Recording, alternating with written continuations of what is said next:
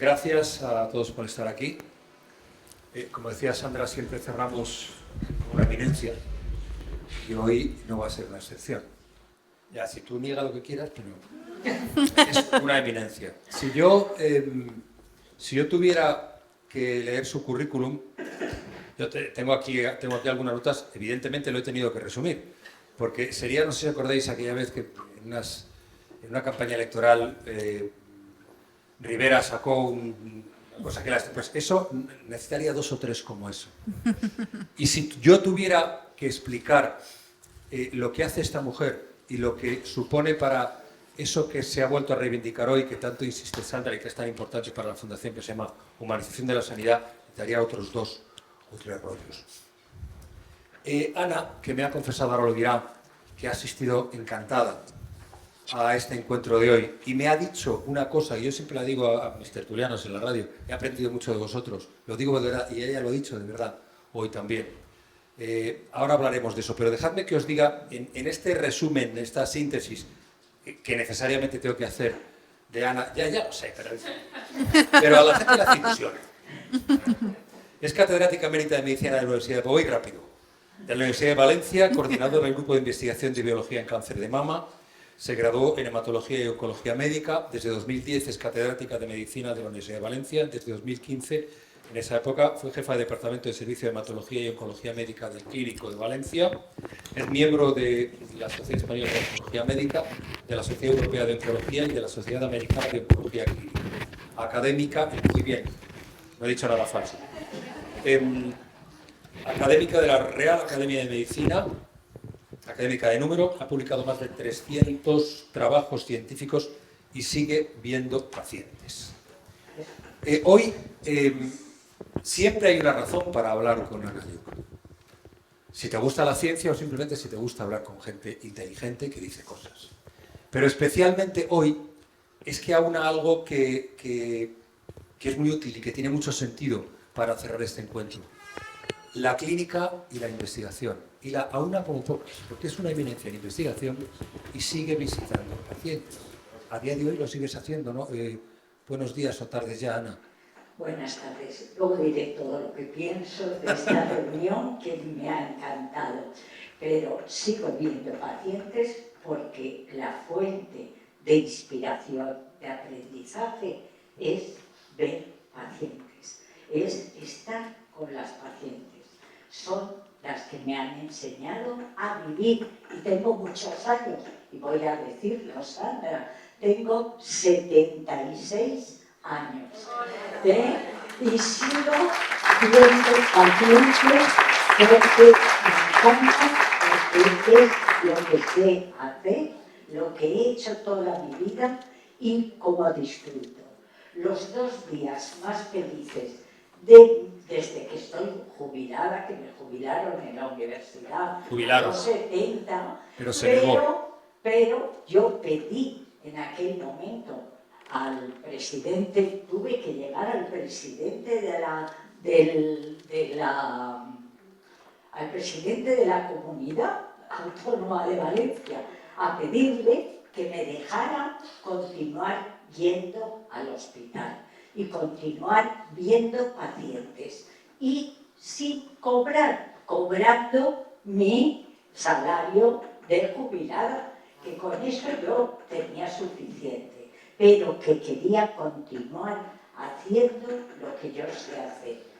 Iba a irme, mi idea toda mi vida era irme a un país a hacer, porque lo hice, he estado varias veces en Mozambique trabajando en el diagnóstico precoz del cáncer, me he dedicado toda mi vida al cáncer de mama y me fui allí, pero me di cuenta que en la jubilación, cuando estás jubilada, es difícil irse a un país así a poder trabajar. Con lo cual pensé, ¿qué es lo que yo mejor sé hacer y he hecho toda mi vida? Ver pacientes, explicar y confirmarles un diagnóstico, pero sobre todo darles esa esperanza que habéis estado hablando todo el día hoy. Y una esperanza basada en realidades y basada en lo que es un diagnóstico y lo que es la vida. Cuando oigo todavía hoy diagnósticos que se dan de esa manera que se nos ha explicado aquí, me pongo irritada, me pongo que no puedo, si pudiera tenerlo delante, lo machacaría, sí, porque es que es algo verdaderamente nefasto. Y eso nunca debemos hacerlo. Y eso es lo que me he quedado a hacer en la sanidad pública. A ver pacientes, a explicarles con tiempo y a enseñar a los residentes que no miren el ordenador, que miren la cara del paciente, que miren y expliquen las cosas. El ordenador se ve antes y después, pero no en el lugar cuando tienes al paciente delante. ¿Y te hacen caso? Me hacen caso. Me hacen caso. Intento enseñar cómo se tiene que dar un diagnóstico, sobre todo de una recaída, sobre todo a una mujer joven, decirle todo este tema de los embarazos posteriores, darles esa esperanza, porque decirles que van a poder ser madres en un futuro es una esperanza de vida para ellas. Y piensan, no estoy tan mal, porque puedo preservar mi fertilidad y poder tener hijos en un futuro. Esto es la mayor esperanza que les podemos dar desde la clínica. Yo estaría hablando todo el rato. No, pero... Lo que quiero es que hable es verdaderamente para mí un fan importantísimo. Yo sé que soy fan tuyo. Sí. Cuéntame, ¿qué es lo que tú, que aunas esta condición, te puedo tutear, ¿no? Oh. Que aunas esta condición de investigadora y clínica, ¿qué has aprendido hoy aquí? Hoy he aprendido muchísimo, tanto que le voy a decir a Sandra que este congreso de los temas que habéis tocado aquí, lo tiene que repetir y yo me ofrezco a dar la charla que ella quiera, pero lo tiene que repetir en todas las ciudades de España, porque en todas las provincias, no es por hecho comunidades, porque es algo de verdad que no os podéis imaginar. Para mí es que estaba mirando una cosa y digo, si usted no la puedo mirar, y yo tengo que escuchar a todas, porque verdaderamente habéis dado lecciones de vida. Es decir, algo que yo he aprendido muchísimo y sobre todo has aprendido cosas que no aprendes ni en los artículos, ni en los libros, ni en ningún sitio. Aprendes lo que son lecciones de vida. Y eso, y lo que más me ha gustado, son los mensajes de los pacientes. Algo que refleja perfectamente cómo es la vida cuando se da un diagnóstico de este tipo. Y me he dado cuenta, yo estaba pensando, porque no quiero interferir a nadie de mis compañeros que vienen detrás, y no me meto. Al día siguiente de jubilarme de jefa de servicio, no fui ni a una sesión, ni a algo que pudiera quitar lo que era las personas profesionales que vienen detrás, pero sí que me encantaría continuar hasta que pudiera ayudando a las pacientes y a los médicos jóvenes que aprendan lo que es verdaderamente comunicar, que es algo importantísimo. Es decir, yo he luchado en la universidad por tener una asignatura de comunicación. ¿Cuándo se da comunicación en medicina? En segundo. En la asignatura de psicología, segundo de medicina. No es en segundo cuando hace falta, es en quinto o en sexto ya porque es lo que ellos aprenden de los que estamos viendo y pasando visita, pero en quinto de medicina es cuando ya ellos pueden, los estudiantes de medicina, comprender lo que es la comunicación. Y verdaderamente no se nos da información en la carrera de medicina de lo que es la comunicación.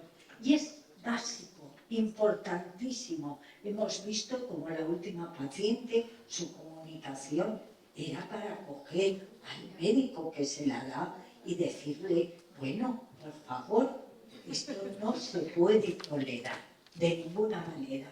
La asignatura de comunicación la tenéis que enseñar en las universidades, en las facultades de medicina, porque tenemos una falta inmensa. Yo estaría encantado y además me parece que es... Ahí va, ¿ves? Me parece que es muy necesario, porque efectivamente yo como paciente, a veces, muy a menudo, sufro esa incapacidad de comunicar y quien tiene que tener una relación mucho más constante, como la tienes tú o como la tienen los oncólogos, por ahí que padece una enfermedad larga, es vital. Cuando hablamos de humanización de la sanidad, lo primero es la comunicación y luego la humanización. Lo que pasa es que, claro, se supone que vosotros... Ahora hablaremos a ver si nos da tiempo de la investigación y la lejanía entre la investigación y los pacientes, pero los médicos, los clínicos, supone que tenéis vocación de servir, vocación de curar, y eso tenía que venir per se. El médico tiene que ser alguien humano, porque si no se dedicaría a otra cosa. Por supuesto. Es decir, tenemos que tener esa vocación de comunicar, de ayudar. Es decir, tenemos que saber la ciencia, tenemos que hacer y saber la evidencia científica, porque esa comunicación tiene que ser sobre evidencia científica para poder comunicar y para poder explicar. Pero es tan fácil tener que explicar esto a los pacientes, pero el tiempo, pero sobre todo el conocer que es tan importante y que es una parte de la curación de los pacientes, es decir, cuando tú explicas y haces dibujos de cómo es la enfermedad, de cómo es la biología, de cómo es la inmunoterapia, hablamos de palabrotas siempre que si no explicamos, pues parece que perdamos. Y al contrario, cuanto más explicamos, yo doy una clase a los estudiantes de sexto o a los médicos, igual que lo explico a la paciente, porque tiene la misma capacidad para entenderme. Y si yo no hago una hoja de ruta, que le digo, primero va esto por esto, luego va esto otro por esto, luego va lo otro. Primero damos tratamiento, porque damos el tratamiento a veces antes de operar. Eso hay que explicarlo muy bien y cuando lo explicas, la paciente lo lleva con una alegría y con un sentimiento de que cada vez que viene a la consulta pregunta, ¿está haciendo efecto? ¿Ha disminuido? ¿No ha disminuido? Es decir, toma parte activa de ese tratamiento y no es una persona pasiva, es algo activo. Y de verdad os digo cuántas veces yo sueño por las noches con mis pacientes y las recuerdo y cuando me dicen, ¿y cuando te vas no quieres olvidar? No quiero olvidar, no quiero olvidar a nadie y no me hacen vivir peor, me hacen vivir mejor, porque a mí, mis pacientes me han enseñado a vivir y me han enseñado lo que es importante en la vida. Y de verdad que si eso supieran, y eso es lo que yo quiero transmitir a la generación de gente joven, oncólogos jóvenes que pasan visita y tienen que entender. Y para mí sí que creo que sirve. Yo creo que sí que sirve. Y además les doy charlas, y ya no les doy charlas, sino que les obligo. Les llevas Mira, contigo. sí, les digo, hoy tengo que dar, a ver, porque yo antes de empezar la consulta digo, ¿cuántas pacientes puedo ver en un día? Pues 30, 35, muchas horas, porque cada paciente requiere una cosa. Y les digo, hoy tengo que dar 3 malas noticias. Yo antes de empezar la consulta ya lo sé. ¿A quién le tengo que dar una mala noticia? Y entonces me llevo al adjunto joven o al residente y le digo, ven, vamos a explicárselo entre los dos. Vamos a ver cómo lo explico, porque si tú me pides que yo te diga cómo se lo voy a explicar, no lo sé. Yo hasta que no tengo la paciente delante y sé cómo me va a poder reaccionar y situarme sobre, no lo puedo saber, no puedo tener una idea preconcebida de cómo voy a explicarle, sino que en función de sus reacciones, de su comportamiento en ese momento, le voy a explicar qué significa una recaída, qué significa entrar en una fase metastásica que gracias a todo lo que sabemos ahora no es las fases metastásicas de hace unos años, de hace 5 o 10 años, sino que podemos dar esperanza. Y eso es tan importante, pero esperanza sin engaño, esperanza para que la asimilen y para que vayamos juntas en esa fase de la enfermedad avanzada. Lo que vamos a hacer es ir juntas, la paciente y su médico, porque tenemos que ir viendo qué decisiones tomamos. Fíjate, Ana, hablábamos en la mesa anterior, lo ponía en valor Sandra, precisamente la plantilla, ¿no? Cuando se pone la plantilla para los tratamientos, como si todo el mundo fuera igual. Y tú estás hablando de una medicina no personalizada, individual. Pero yo te pregunto, cuando el médico te dice, vale, doctora, pero yo tengo 4 minutos para cada paciente, ¿cómo lo resuelves? No, yo eso creo que es algo que decimos los médicos en general y no es verdad. ¿Por qué? Yo os he dicho que puedo ver 30, 32 pacientes, pero yo sé qué pacientes tengo que vienen a una cosa muy concreta, a una analítica concreta, a ponerle un tratamiento, pero yo sé cómo tolera esa paciente mía el tratamiento y sé que es verle en la analítica y mandarla al hospital de día. Eso es un tiempo corto. Luego tengo pacientes que vienen a revisión. Esas pacientes que vienen a revisión, yo lo primero que hago cuando las tengo fuera esperando, porque las hacemos esperar demasiado tiempo, y ese tiempo es horroroso para las pacientes. Ese tiempo de espera fuera, que están esperando que tú las llames para darles, aunque sea un seguimiento de hace 10 años. Ese tiempo es horroroso. Yo siempre he enseñado a los médicos jóvenes a decir, siempre que podáis, y conocéis la psicología de las pacientes, las que lo pasan peor de todo, que sabes que es esta, les dices ya de entrada, cuando están esperando, tú, todo el seguimiento te ha salido perfecto. Pues ya puedo esperar toda la mañana. Es decir, ya no tengo esa ansiedad de espera. Es que es así. Ya puedo estar aquí toda la mañana esperando, porque ya la angustia se me ha ido. Es que es así.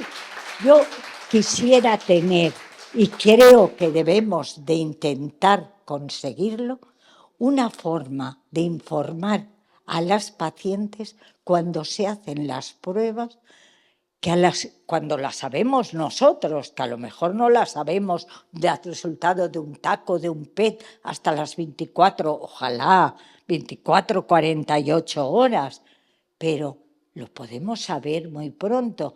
Yo a las pacientes, mi WhatsApp lo tienen todas Y no os podéis imaginar, no me lo abruman, no me escriben todas, en absoluto. Pero yo sé que la que lo pasa muy mal me manda un WhatsApp y me dice, me he hecho tal y tal y tal, tal. Contestar, lo tienes todo bien. Y si no lo tiene todo bien, no se lo voy a decir, que no lo tiene todo bien. Le digo, mira, vente pasado mañana, pero no la hago esperar 20 días a saber el resultado de sus pruebas. Ese tiempo de espera es horroroso.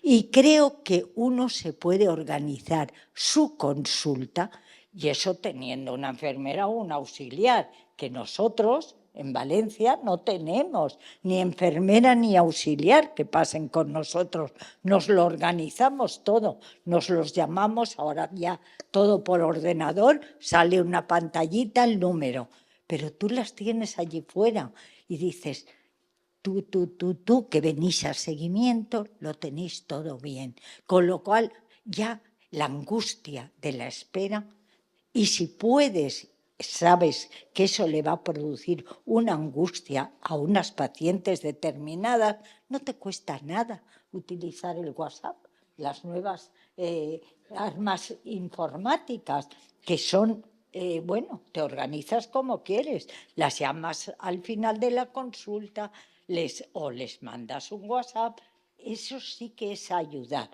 y poder tener toda esa... Pero eso a que tenéis médicos que lo hacen, a que tenéis a alguien que os acompaña así, ¿verdad que sí? Y eso ayuda muchísimo. Eso lo tenemos que enseñar en las universidades, que no lo enseñamos. Y yo creo que también tiene que haber... Nada. Tiene que haber, y vuelvo a insistir en el tema, Ana, y no nos queda mucho tiempo, pero me parece un tema nuclear.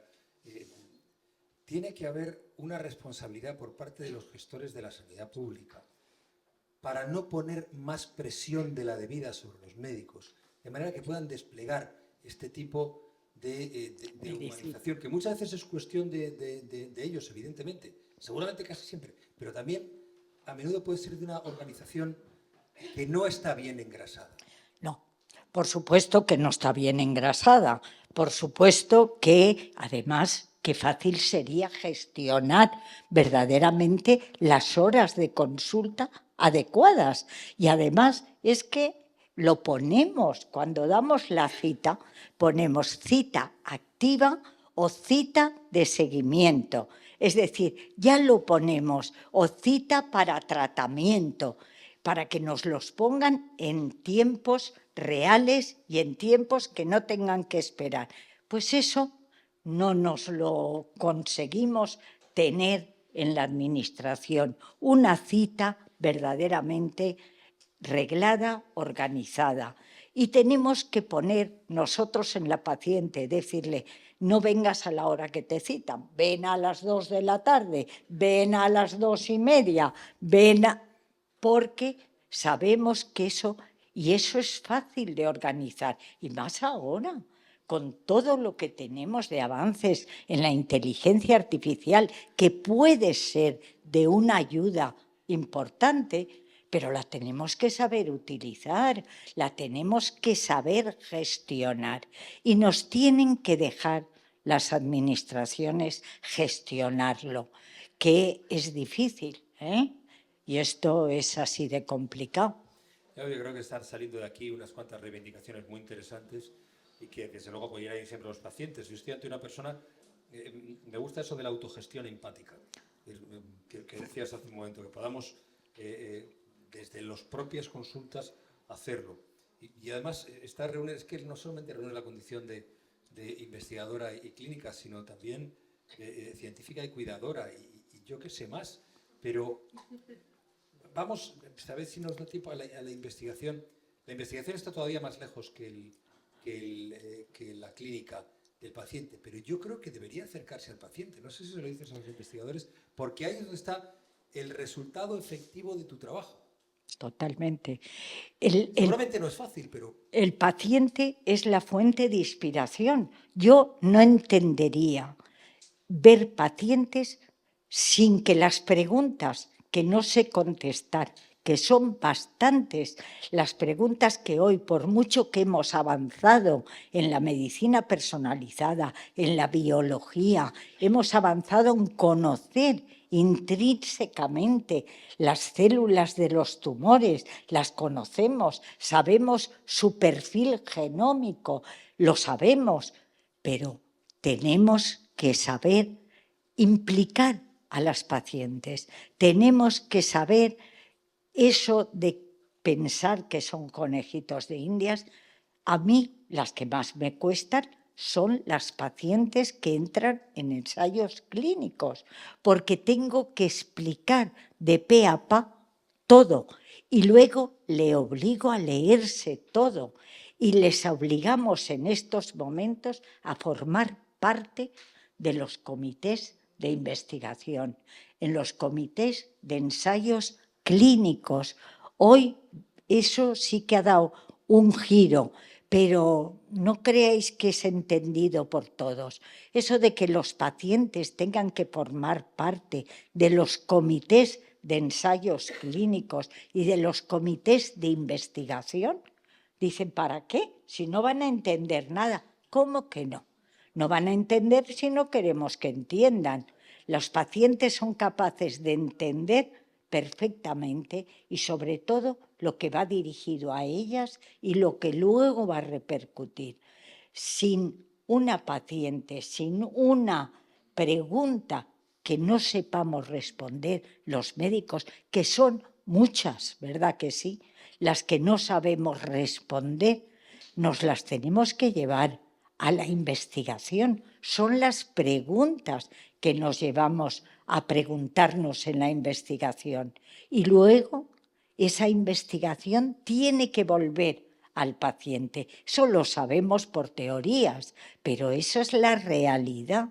Y esa realidad tiene que ser gestionada también por las pacientes, porque tienen que formar parte de esa investigación, no solamente como sujetos de la investigación, sino como parte activa de la investigación.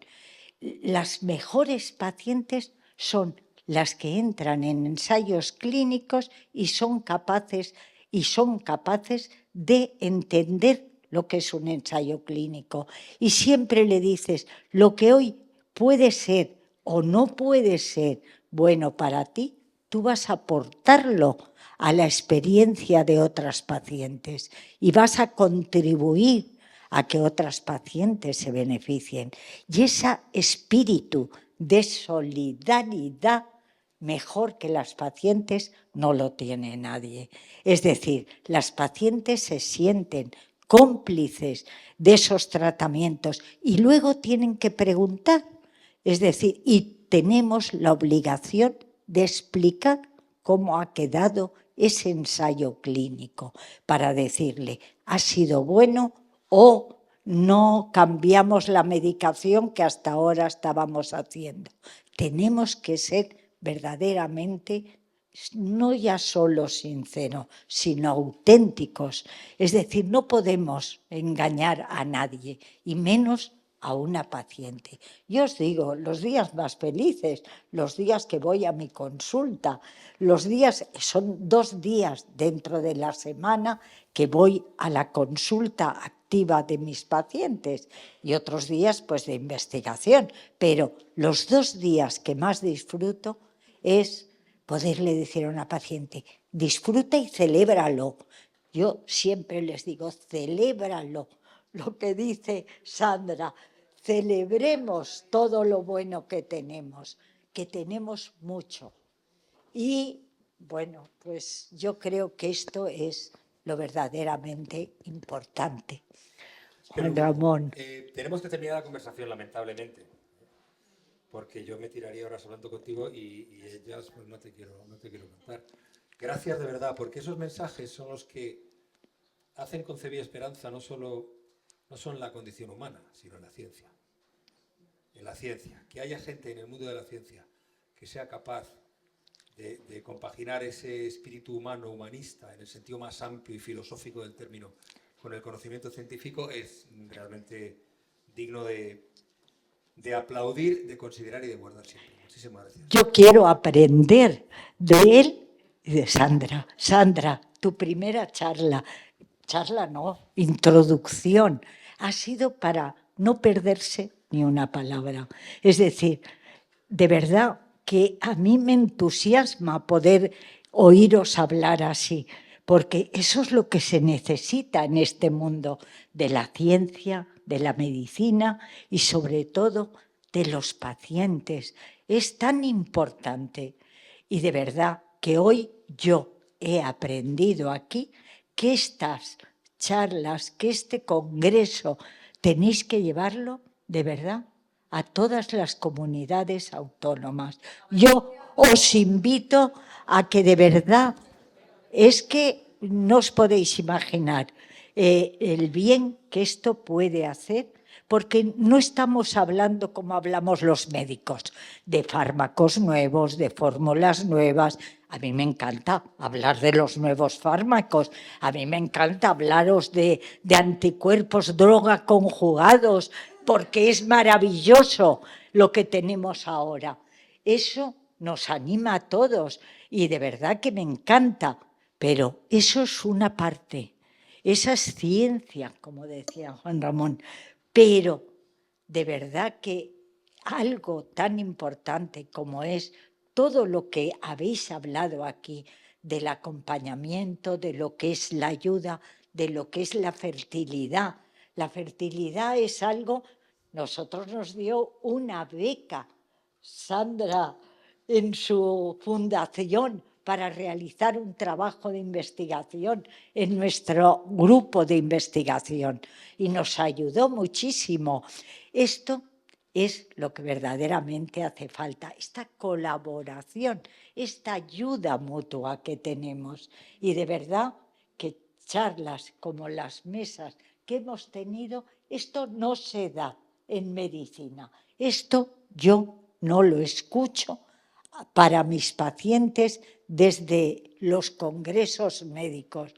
Las reuniones de médicos es otra historia, pero esto de hoy, que habléis vosotras, que hablemos las diferentes disciplinas para poder colaborar, es maravilloso, de verdad. Un aplauso para Ana.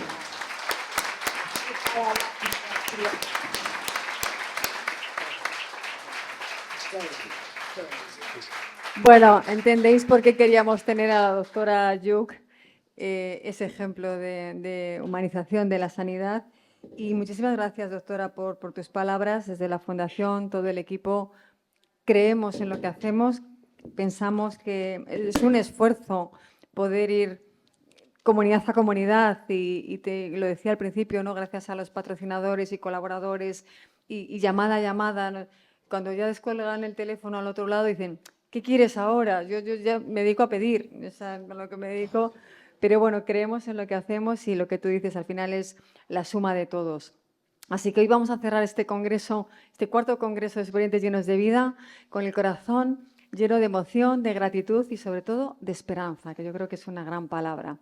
Durante esta jornada hemos compartido ciencia, experiencias, historias y miradas que juntas dibujan un mismo horizonte. Un futuro donde la vida después del cáncer se vive con plenitud, con acompañamiento y con propósito. A todos los que habéis estado aquí, médicos, investigadores, profesionales, cuidadores y sobre todo supervivientes, y a los que estáis en casa también, que por cierto hemos saludado poco a la gente que está en streaming. Gracias por recordarnos que la palabra superviviente no significa solo haber pasado por un cáncer, sino haber decidido vivir con conciencia, con alegría y con amor. Desde la Fundación llevamos años trabajando para que esta etapa de la supervivencia tenga voz, derechos y visibilidad, porque no se trata solo de vencer la enfermedad, sino de aprender a convivir con lo vivido y transformarlo en fuerza, en inspiración, en compromiso. Que este congreso no termine aquí, que cada conversación, cada abrazo, cada testimonio siga resonando fuera de estas paredes. Sigamos juntos tejiendo esa red luminosa que nos une a quienes un día escuchamos la palabra cáncer y decidimos responder con otra palabra más poderosa: vida. Gracias por estar, por compartir, por inspirar.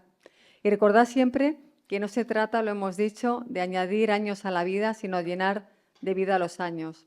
Nos vemos en el camino, ese camino que seguimos recorriendo juntos, como decía la doctora, y llenos de vida. Gracias.